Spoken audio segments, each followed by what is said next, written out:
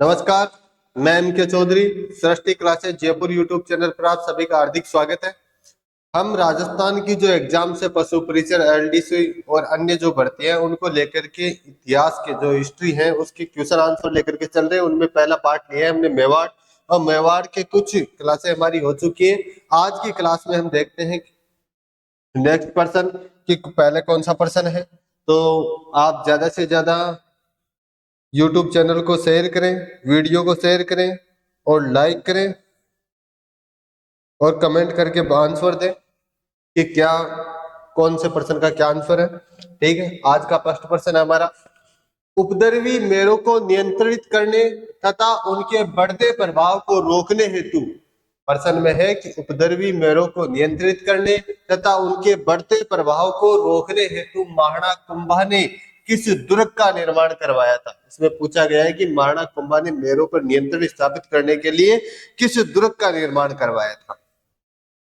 Option A है Kumbhalgarh, B है बसंती दुर्ग, सी है मचान का दुर्ग और डी है भौमर दुर्ग। हमारा आंसर हो जाएगा ऑप्शन सी, मचान का दुर्ग।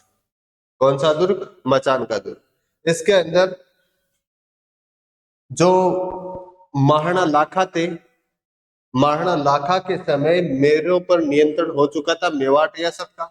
उसके पश्चात महाराणा मोकल, मोकल की हत्या के पश्चात मेरों ने उपद्रव करना प्रारंभ कर दिया और अपने आप को स्वतंत्र घोषित कर दिया। और मेरों का नेता था मुनीर। कौन था? मुनीर। फिर महाराणा कुंभा ने मुनीर को पराजित करके, मुनीर को समाप्त, मेर नेता मुनीर को समाप्त करके मेरों पर पुनः नियंत्रण स्थापित किया और इन पर नियंत्रण बनाए रखने के लिए एक दुर्ग का निर्माण करवाया था। और वो दुर्ग कौन सा था? मचान का दुर्ग। कौन सा? मचान का दुर्ग। नेक्स्ट पर्सन है अपना किस विद्वान के अनुसार विजय स्तंभ, पर्सन को ध्यान से देखना, किस विद्वान के अनुसार विजय स्तंभ केवल विजय स्मारक ही नहीं वरन हिंदू प्रतिमा शास्त्र का एक अनुपम निधि है। कि ऐसा कौन सा विद्वान है जो ये कह रहा है कि विजय स्तंभ केवल विजय स्मारक ही नहीं है वरन हिंदू प्रतिमा शास्त्र का एक अनुपम निधि है। ऑप्शन ए है डॉक्टर आर पी व्यास, बी है डॉक्टर गोपीनाथ शर्मा, सी है डॉक्टर उपेंद्र नाथ डे और डी है डॉक्टर गौरीशंकर हीराचंद ओझा। इसमें हमारा आंसर होगा doctor R P Vyas. Option number A होगा डॉक्टर आर पी व्यास, जिसने कहा था कि विजय स्तंभ एक विजय स्मारक ही नहीं है बल्कि हिंदू प्रतिमाओं का ऐसा एक अनुपम निधि है जिसमें बहुत सारी हिंदू मूर्तियां स्थापित है। ये किसने कहा है? डॉक्टर आर पी व्यास। नेक्स्ट पर्सन है हमारा निम्नलिखित संगीत ग्रंथों में से, निम्नलिखित संगीत ग्रंथों में से कौन सा ग्रंथ महाराणा कुंभा द्वारा रचित नहीं है।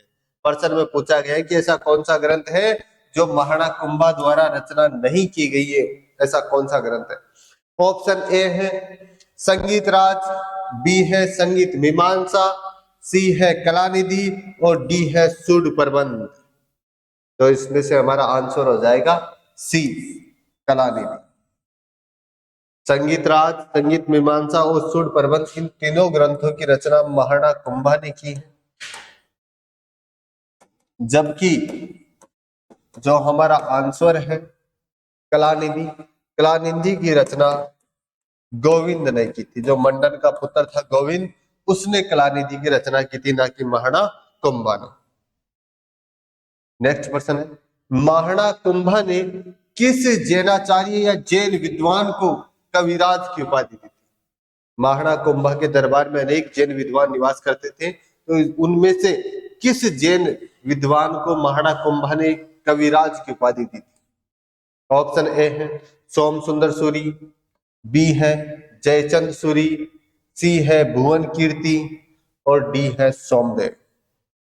इसमें से हमारा आंसर हो जाएगा डी, सोमदेव। सोमदेव को महाराणा कुंभा ने कौन सी उपाधि दी है? कविराज की उपाधि दी है। नेक्स्ट प्रश्न है, वास्तु मंजरी नामक ग्रंथ की रचना किसने की, यानी इसका रचनाकार कौन था। वास्तु मंजरी नामक ग्रंथ का रचनाकार कौन था। प्रश्न में यह पूछा गया है वास्तु मंजरी ग्रंथ की रचना किसने की थी।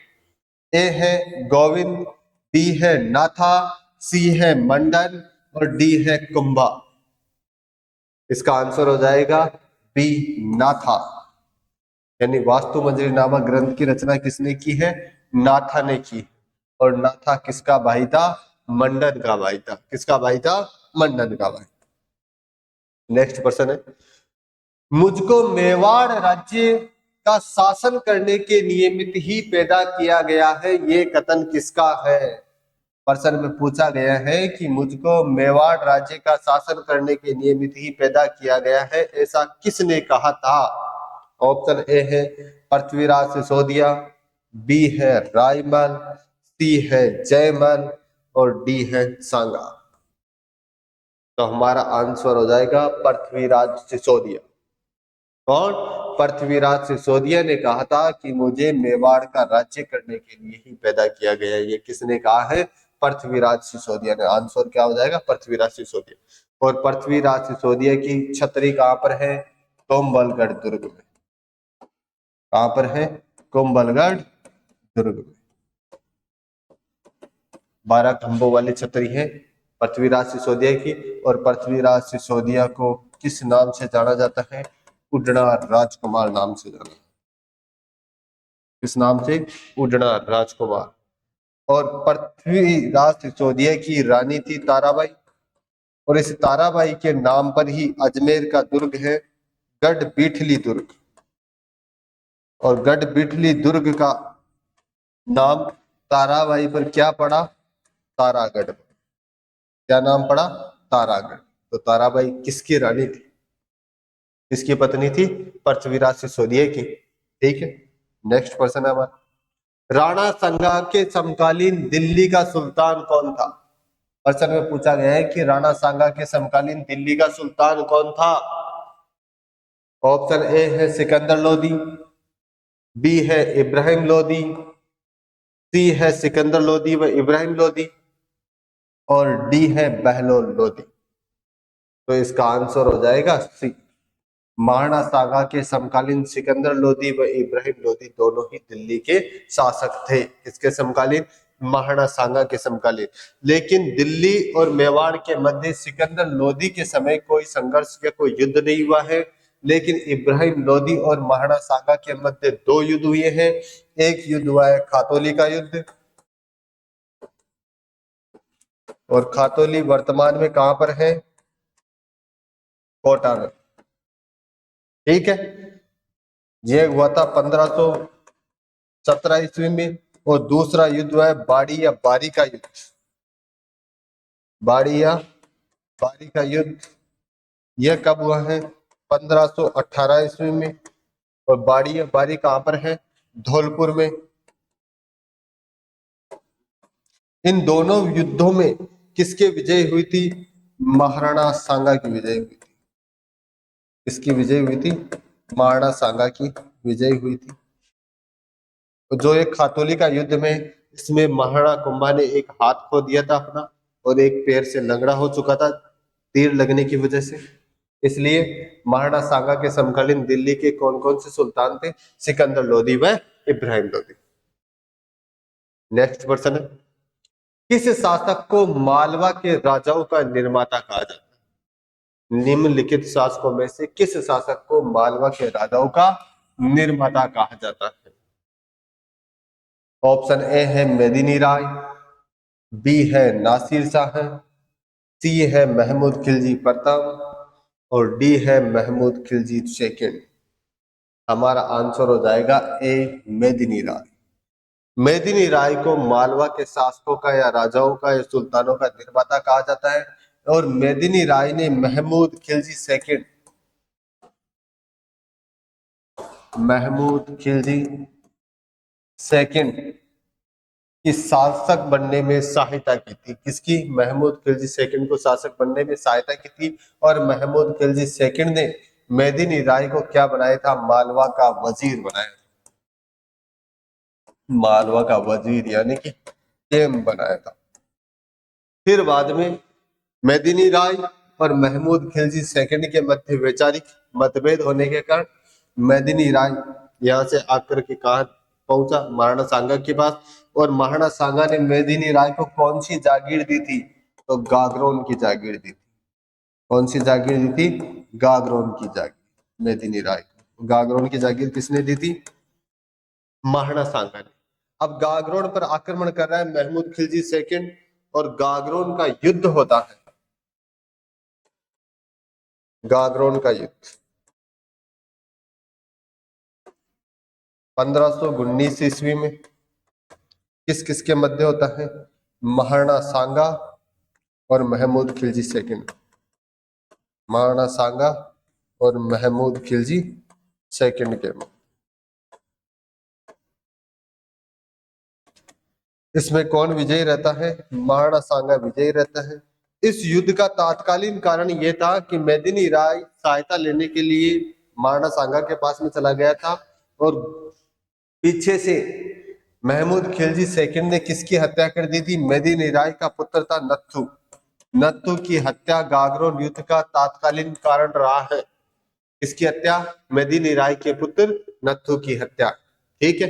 और इस गागरोन युद्ध के पश्चात महमूद खिलजी सेकंड को महाराणा सांगा ने कैद कर लिया था चित्तौड़गढ़ दुर्ग में, और वहां पर 6 माह तक इसको कैद रखा। कैद रखने के पश्चात इसका इलाज करवाया 6 महीने तक, और उसको पुनः वापस मालवा लौटा दिया था। मालवा की जागीर लौटा दी थी, यानी मालवा राज्य इसको सौंप दिया था और इसको आजाद कर दिया था ससम्मान पूर्वक। किसको? महमूद खिलजी सेकंड। ठीक। नेक्स्ट क्वेश्चन है हमारा, बाबर ने किसको बयाना दुर्ग का रक्षक नियुक्त किया?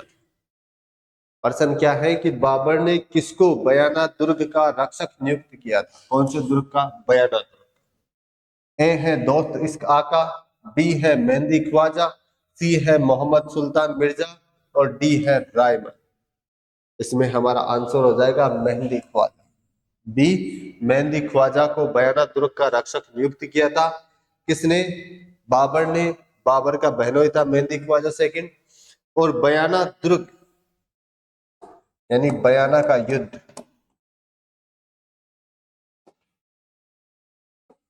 कब हुआ है? 16 फरवरी 1527 ईस्वी को हुआ है। किस किस के मध्य? महाराणा सांगा और बाबर के मध्य। बाबर की तरफ से कौन था? मेहंदी ख्वाजा। लेकिन ध्यान रखना बाबर स्वयं इस युद्ध में उपस्थित नहीं था।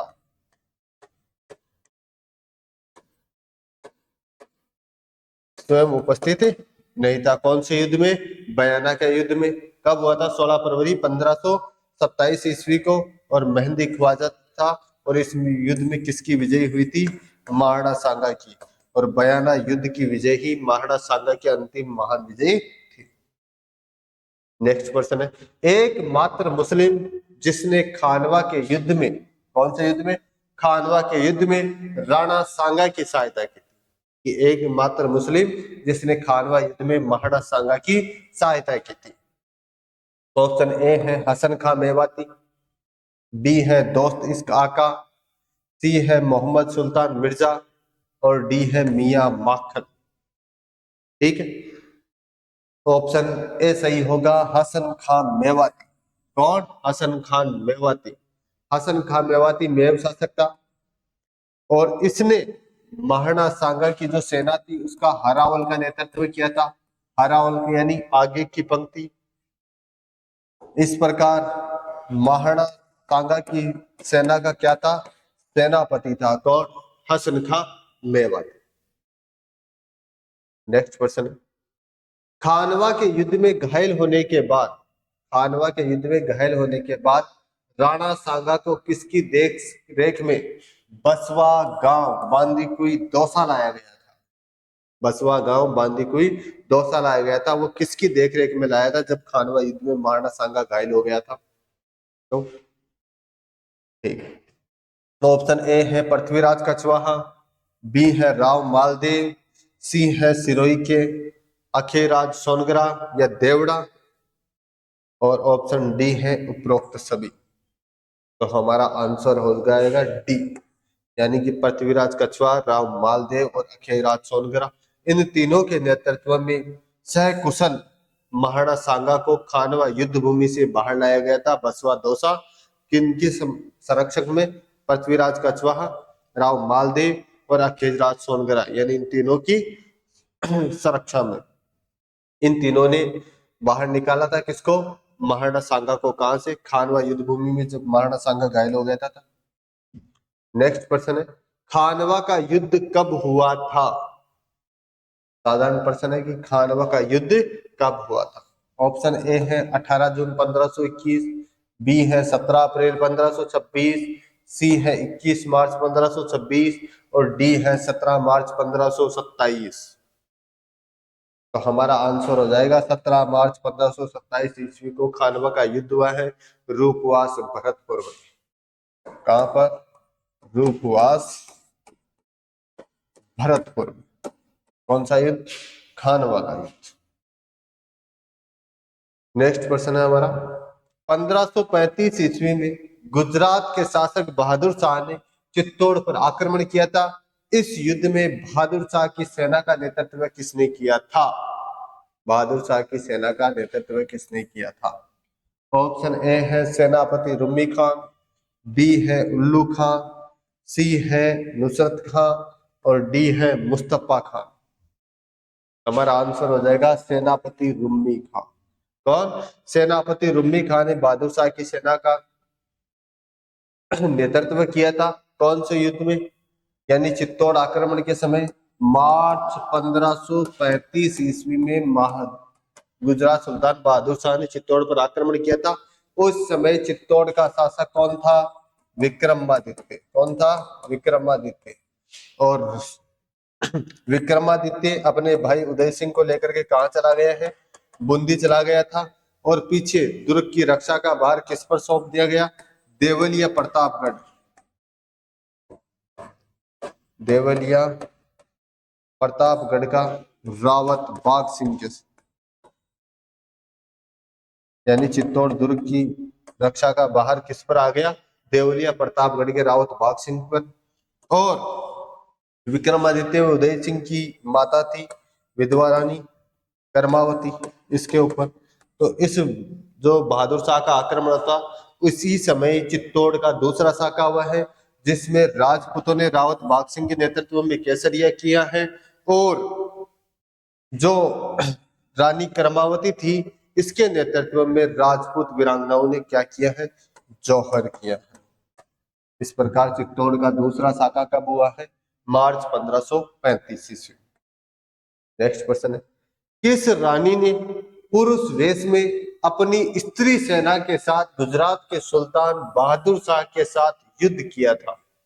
यानी कि किस रानी ने पुरुष वेश में अपनी स्त्री सेना के साथ मिलकर बहादुर शाह की सेना के साथ युद्ध किया?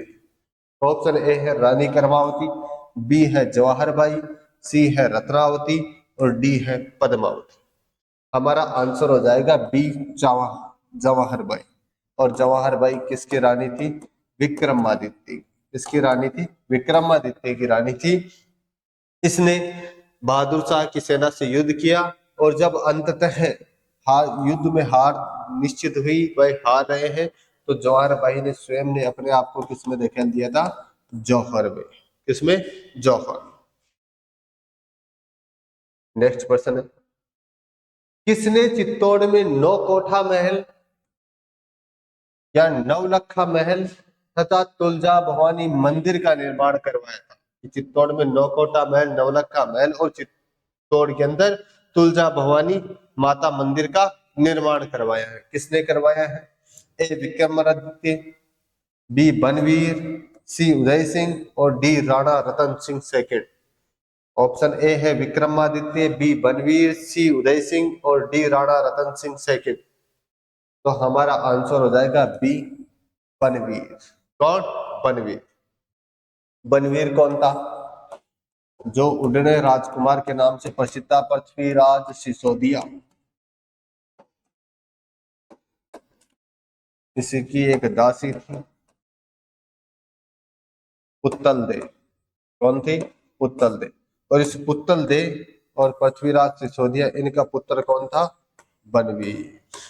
कौन था? बनवीर, जिसने विक्रमादित्य की हत्या करके चित्तौड़ मेवाड़ पर क्या कर लिया था? अधिकार कर लिया था और मेवाड़ का शासक बन गया था। फिर इसने उदय सिंह को भी मारने का प्रयास किया था, उदय सिंह की भी हत्या करने का प्रयास किया था, लेकिन पन्नाधाय ने अपने पुत्र चंदन की बलि देकर उदय सिंह के प्राण बचा लिए थे। ठीक है। इस प्रकार बनवीर ने क्या करवाया है? चित्तौड़ के अंदर नौकोटा महल, नवलखा महल और तुलजा भवानी मंदिर का निर्माण करवाया। ठीक है। वीडियो कैसा लगा आपको? चैनल को अधिक से अधिक लोगों तक पहुंचाएं, सब्सक्राइब करें, वीडियो को लाइक करें, शेयर करें। और राजस्थान की सभी महत्वपूर्ण एग्जाम्स के लिए जो हम एमसीक्यू क्वेश्चनों की श्रृंखला लेकर के चल रहे हैं, इनको ज्यादा से ज्यादा पढ़ें। और जो भी आपकी कोई भी भावना हो या कोई भी आप बोलना चाहते हो, वो कमेंट करके हमें बताएं। धन्यवाद।